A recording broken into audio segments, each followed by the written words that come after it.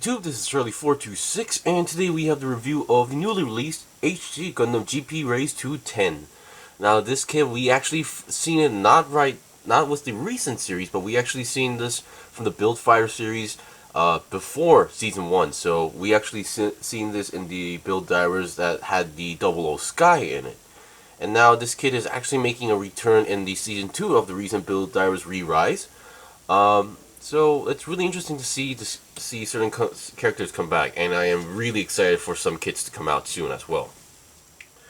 Now I would like to mention number one. I am going to be doing some comparisons with the HUC GP-O2, but to be honest, this kit is not the best in terms of articulation. I just want to get that out right away. So I'm pretty sure some of you guys were expecting this. And number two, no, there are no signs of much of a HUC GP-O2 revive, so keep that in mind. Because even with the Roatanashi GP-O2 Ver anime release, I don't really think the GP-O1 and GP-O2 will be getting a revive soon. But that's just my opinion, so don't take it too seriously. Alright, so let's get on to the review. So, once again, I really like the concept of this mobile suit. It's basically a GP-O2 with a Japanese ogre concept / design, and then it has slapped on for the first time on a Universal Century mobile suit. They have attached GN drives here and there. This is like the first time we're actually seeing like two concept mobile suits, two concepts from different centuries to be combined into one. So this is actually really interesting as well. Okay, so let's see the components. So first of all, what you get, of course, is obviously the Gundam GP-Rase-Two-Ten, and there are some options, which is really interesting and fun because they actually do give you options to make the previous version, which is called the Gundam GP-Rase-Two, the one that pretty much defeated 00 Sky. So let's see what we got. So hand-wise, we get the multi-purpose hands in left and right, and that's pretty much it for this kit. And then let's look at the equipment. So actually, since we have a sticker sheet, let's go over this first. So we have a very basic sticker sheet. So if you remember the GP-O2, it was very, very sticker heavy. But this one, we only get like the basics. We get the eyes, we get the head camera. I believe this one goes onto the back. And then we get this part, which goes onto the body. And then we have these blue ones. There's actually small 4 blue stickers that goes onto the weapons. And these 2 big ones that goes onto the knee section. So the number of stickers has reduced a lot, so yeah, that's very good. So to be basics, let's go over the ones that were very simple. Number one, we get 2 of these yellow beam saber effect parts. We do not actually get beam saber holstered or handles, but there is a way to actually use this, and it's actually mentioned in the manual, which I will be showing you guys later. Number 2, we get this, a typical Japanese concept ogre / oni club. I believe this one in the manual, it's called the Rase-Two Kana Saibo. So yeah, this works as a spiked club like this. I'm not a big fan of these type of weapons. And this also, you can pull out the handle. I believe it's the other way around. This way to use it as a blaster. So yeah, kind of a silly design, but works as well. Number 2, we get these claw arms. So these claw parts. So depending on which claw parts you use on those shoulder binders, it can become the either GP-Rase-Two or the GP-Rase-Two-Ten. So currently these ones are the ones that the Rase-Two-Ten is using. So if you want to have the normal one, this is the one you use. And they do actually have some differences in terms of the way how they're actually used. So once again, I'll be demonstrating that later. So we get 6 of these parts because there are 3. You use 3 claws on each binder. Number 2, we get these bazookas, very big bazookas, like a GN type bazooka. We got those blue stickers right over here. You apply 2 each, so that's 4 in total. According to the manual, these are actually called the GN revolver bazooka because I assume these parts are supposed to spin every time you fire. So yeah, pretty fun. These are supposed to be attached on the back, but you can also pull out the handle and attach it onto the hand, but it doesn't really look that good. Once again, when I demonstrate it, you'll kind of understand why. So you get 2 of those as well, and we get I believe these are the exact same swords as the Jinx Ogre, or the Ogre Jinx, but according to the name, these are also called the GN Ogre Sword Nishiki, or Nishiki, and then you can also combine them. I believe you combine them like this to make a very long sword, and this becomes the twin Nishiki, I believe. Yeah, twin sword Nishiki. I do like these type of weapons, but yeah, although this kit is having a little bit of trouble using that. And then we get these two parts, which you can actually attach the handle of the swords like this to attach it onto the sub-arms, which once again will be demonstrated later. Alright, and then let's talk about leftover parts. So, actually, let's put this on the back side. So, basics. Let's see, we get some leftover polycaps, nothing too special about that. So, let's see what we get. So, some leftover polycaps, very basic looking polycaps, actually one of the old ones, actually. So, yeah. And then, part-wise, we get, oh boy, sorry about that. Actually, one of my earphones got tangled up on the plot plates, so, yeah. So here we go. We got 1, 2, 3, 4. Well, technically, I cut these off, so it's not exactly 4 plates, but you get the idea. So number 1, we get these parts as leftover. These are the original shoulder parts for the HUC GP-02, the cover-up parts. So yeah. Once again, we get the leftover thruster parts for the GP-02. I believe these mostly go onto the shoulders. Number 3, here we have some parts. These vents, I believe, are the vents that are used on the shield for the GP-02, the big shield. And then these parts are supposed to be the original knee parts for the GP-02. And then we get a whole amount of plates. Well, not plates, but parts. So this is the D plate. So we actually get the original V-fin right over here. We get some hand guards for the original. Yeah, we do actually, the hands that are used on the GP-Rase-Two-Ten is kind of odd, so yeah, you'll get an idea. So we get the actual, well, so basically we get some leftover hands, we get some original parts from the GP-02, like the waist area, these piston parts, well, kind of, and then we get these inner parts as well, and then all these parts that I believe these are like supposed to be like action-based connectors, but yeah, you get an idea like of how amount of parts we actually get as leftovers. Alright, so that's pretty much it. So let's go over some comparisons. So once again, the base kit is pretty much the same. Of course, there has been some changes in design and details. Obviously, the color is different. The concept, well, the main body, I would say, is exactly the same. The main body section right over here on the chest, they're pretty much the same. And the sticker, one of the stickers that they still use is the scopes that goes onto the body, which also is still present, like right over there.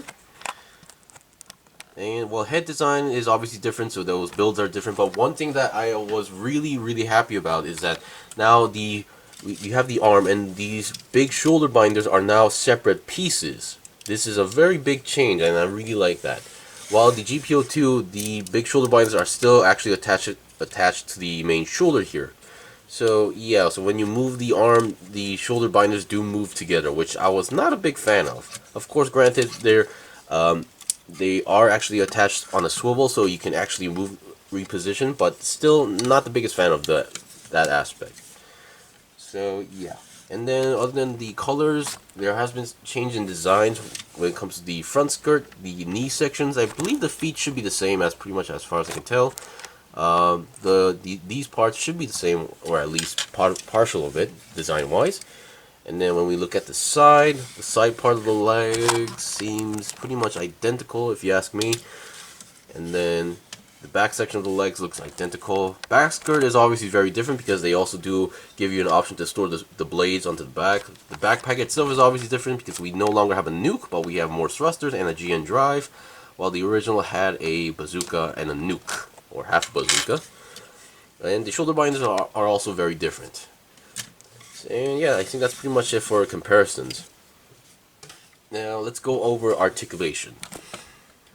Okay, so let's start with the head. I really like the way how they did with the head. So those 3 yellow pieces you see, those are actually clear pieces on the head inside as separate pieces. That is pretty looking good. Of course, some may say the design or shape might be a little bit odd, but still.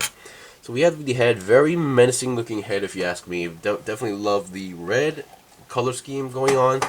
And then head articulation wise, it's not as much as you think, but still it can go down that much, up not so much. And then 360 twist, I say would be possible, of course, but I don't think the characters would be ever using this aspect at all. Of course, you're gonna have to force it because the chin. Oh boy. So as you saw, number one, the chin is actually going to block. Is going to be hindering passing through here, and number two, you saw this part fall off. So this is a part which I was not expecting to like have a gimmick, but so you can attach the head here, and this is pretty much the normal base form, but you can also push it down a little bit and cover up the eyes, which this actually is used in the anime where when he activates Trans Am, he goes into the like menacing ogre mode or something like that, and this is how it works. So yeah, of course repositioning it is not too easy, but still it's not impossible. So love the design of the head. Body wise, it's pretty much the same as the original GP-02, so it has the exact same articulation. No, I mean the main connection here on the bottom is a plastic ball joint, so you do have a little bit of forward and backward movement going on there. And then 360 twist seems possible, nothing's blocking the way, and that's pretty much it. Okay, so let's look at the shoulders. So I'm going to actually take one of these parts out. So the way how these binders are connected is that they're on the backpack. Here's the GN drive, here's the peg, and then here we have the hole to connect this part. And since it's on a peg, you can actually rotate this around, so you can always reposition it whichever way you want to do so, despite how much you move the arms. So the shoulder bindings don't follow the arms. That's what I'm saying. And the arms itself, we have some shoulder movement going on forward and backward, very stiff for some reason. And then the shoulder armor you can kind of reposition them, so you can kind of pull them out a bit like this and then push them back in. So yeah, for some reason. And then arm wise, we have a 360 rotation on the arm itself, or we can also go 360 on the entire arm if you know your way. And bend wise, it's not that great. We get like a less than a 90-degree bend. It's been a while since we've seen articulation like this. Hand wise, it's pretty much your typical ball jointed hand. Of course, for some reason on the right hand, the ball joint is starting to get loose for some reason. And I believe we have these parts on the arm where if you bought the Ogre Jinx, they have these beam effect parts like the H1 Titus. I believe you are able to attach those beam effect parts onto this area. The kit does not provide those effect parts, by the way. So yeah. And I think that's pretty much it. And the arms do go about almost 90 degrees to the side, so yeah. I would like to mention these shoulder binders. So as you can see, this is the part that connects to the main backpack.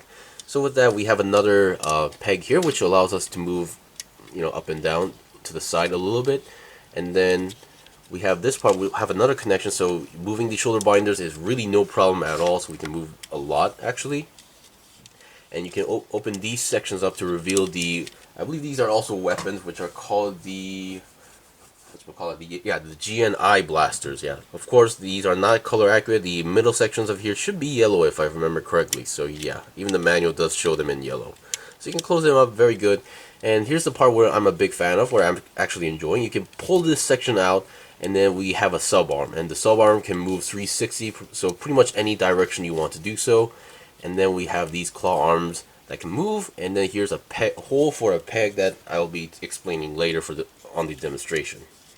It's a very fun sub arm, if you ask me, and you can actually pull it out like that, because I believe these are in the anime. They were connected to wires, if I remember correctly, for the GP-Rase-Two, not sure for the 210. So yeah. So as I said, you can pretty much move this anywhere you want to do so. And the arm also moves separately. So of course it will collide time to time, but you can always reposition the part anytime you want to do so. Alright, let's look at the waist section. The waist, we have the front skirts, which originally come in a single piece, but if you want to do so, you can separate the ball joints, like what I did. And then we have the side skirts, moves pretty well. Back skirt does not move at all. We still are using the traditional ball joint and polycab connection, so yeah, no side swivel. It can go forward about 90 degrees to the front, back not so much because the back skirt does not move. And then here's the knee stickers, those big yellow and black combinations. We get about a 90-degree bend because of the design right over here. And then we get some typical ball jointed feet. Of course, I believe these are like double ball jointed, meaning that the ball joint is not only on the ankle but on the lower feet itself. So once again, you can see this top section and the bottom section actually move separately. So yeah, I thought that was pretty interesting. Or wait, actually, yeah. Okay, never mind. It's not actually a double ball joint. Sorry, I was confused with a different kit. So what's going on with my camera? Okay, so the lower section is a ball joint, while the top section is more of a peg type of connection. So sorry about that. I was actually building this like drunk last night. So yeah. Alright, so we've seen the basics of the kit, and it seems like the kit comes with a good amount of stuff. So I'll be right back with the demonstration of equipment. So I'll be right back. Okay, I'm back with the first set of equipment. So pretty much I gave it everything I could attach on to make the GP-Rase-Two-Ten. So this is the GP-Rase-Two-Ten. So currently on the back I gave it the double bazooka, the GN revolving bazooka. I should be more specific. I opened up the GN Ogre beams, or I beams, I forgot what the name already. I do wish there was a more clicking or locking mechanism here, because the way how these things open, they're not too satisfying, at least for me. And then I gave it the big giant Ogre club onto the right hand. Left hand is pretty much empty. And then on the sub arms I gave it the Ogre blades. I really like the way how these Ogre blades are held. So the way how these things are held is pretty simple. So number one, you need the Ogre blade right here. Number two, you need these parts, which I just mentioned when I was showing the parts. So the way how the manual does suggest is that you attach this part. There's actually a hole here. You attach the peg right over here, and then you just need to slide it in the blade right over here. Of course, it does get tricky, but once you have it inside, now you have to make sure that one of the claws are actually holding the back end of the handle. Oops. And then all you need to do is pretty much close the rest of the claws, and it definitely gives the illusion, or at least it does look like it's holding the blade. And once again, as I mentioned, these parts move pretty much. You can rotate it, and there's actually a bend here, so yeah, you can pretty much use it as a really natural looking sub arm as well. Number two, I forgot to mention one thing regarding the shoulder binders, is that you can also move the shoulder binders left and right. You can rotate them as well, but I don't suggest to move it too much to the outside, because as you can see, you can see that's like a locking mechanism here. So if you actually move too much to the side for some reason, or if you can, well, I don't think it's really possible, but if you somehow manage to do so, you can see the locking mechanism will be unlocked, and then this can be popped out. So just be careful regarding that aspect.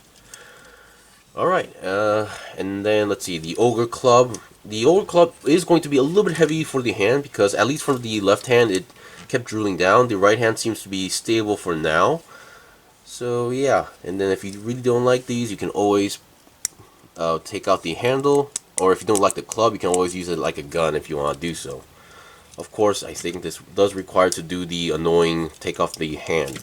So the way how the hand works is pretty simple. You get pretty much new hands for this kit, so you just need to separate these and you get this. And then once again, you can always do this. And there you go, you get a cannon.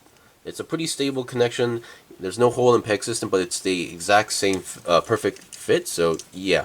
Of course, because with that long handle thing going on here, you're gonna have to, nudge your way. You're gonna have to fiddle your way through to make sure you get in the right position. And as you can see, I'm actually having trouble doing that, so yeah, not really recommended to do so too often. Okay, so I'll be right back with the second set of equipment, because there are ways to store these weapons and hold the bazooka differently. Okay, I'm back with the second set of equipment. Well, technically it's still the same equipment, but different way of holding. So I managed to basically attach the hand and then with the gun. Now the only way you can actually hold it legitimately is like this, so not the ideal way, but still at least you have an idea. I could have sworn in the anime he did hold it up by putting this section on the armpit area, but still I might be the one who's just lacking. Of course, the bend point is not that great on this kit, so yeah. So I'm gonna actually take this out for now. And now here we have the GN bazooka, revolving bazooka. You can actually hold it into the hand. So once again, it's a little bit on the heavy side, but once again, the handle does move a lot. So you can actually just plug it in without separating or disassembling the hand. So the handle is stored in right here, and you can just plug it in. Of course, I do wish it would plug in more, but that's as far as you go. So yeah. And I think I didn't mention this, but the way how the bazooka is stored is that we have this middle section piece right over here, which allows us to connect the bazooka to the backpack and then rotate around the backpack as well. And then you can actually detach this part and then attach the ogre blades onto the same peg right over here. You can just attach it right over here and store it on the back, or we have those big obvious, how should I say this, those big obvious pegs on the back skirt. What you can do is basically do this. You can attach, so these two pegs are actually different lengths, so you have to put this one first onto the shorter section, and then you put the other one on the longer section to do like a crossover here, and then that looks very cool. Alright, so we've seen the basics, or pretty much everything for the GP-Rase-Two-Ten. As I mentioned, you can move the sub arms, and then the claws move around, and that's pretty much it. So I'll be right back to make the GP-Rase-Two, the GP-Rase-Two. Okay, so this should be the final part. So here we have the GP-Rase-Two. So the only difference between the Rase-Two and the Rase-Two-Ten is, number one, there's no longer any GM bazookas right over here, or at least for the manual. That's the way how they mention it. And then number two is the claws. So you can see there has been a change in claws. So this is the claws for the GP-Rase-Two, and you can actually attach beam sabers here. But the way how it works, it's pretty different than you think. So here we have the claw arm for the GP-Rase-Two-Ten. This is the one we just saw. The way you should do is that, number one, if you open it up, there's a hole there. So there's no way you can actually attach a beam saber effect part right over there. So what they tell you to do is basically, number one, take this part out entirely. And this is part you won't be using anymore. Number two is get those extra claws that we saw in the beginning, and then they should have these parts revealed. You just attach these parts, 3 of them right over here, and you're pretty much good to go. There we go, and they're pretty much going to be looking like this. You can open them up, and then you can also bend the middle section right over here like that, and then attach the beam saber effect part like that. I believe in the anime these parts can be actually sent off flying with a wire connection over there, but in the kit they don't actually provide any wires. So yeah, we get some there's actually a way to use those beam saber effect parts, very nice. And then number two, yeah, I attached the 2 twin ogre blades to make that part. And that's pretty much it for the review. So once again, the kit doesn't really have much articulation, but the kit does still provide a lot of play value with those extra sub arms and a lot of option parts to make either the Rase-Two-Ten or Rase-Two. So even though you may not be happy that there's not any evidence of a HUC GPO to revive, but this kit still is pretty fun. It has less stickers and takes a very different direction in terms of design as well. So once again, I would actually suggest this or recommend this kit as well, or as long as you're fine with the stuff that this kit provides. And also this would be another good example to show what a build divers kit is, or something like that. Anyway, thanks for watching the review. This was the review of the recent release of the HD Gundam GP-Rase-Two-Ten. If you guys got any questions or requests, leave a comment below. I still have more stuff to buy and build and make reviews out, so please stay tuned. Until then, see you guys next time!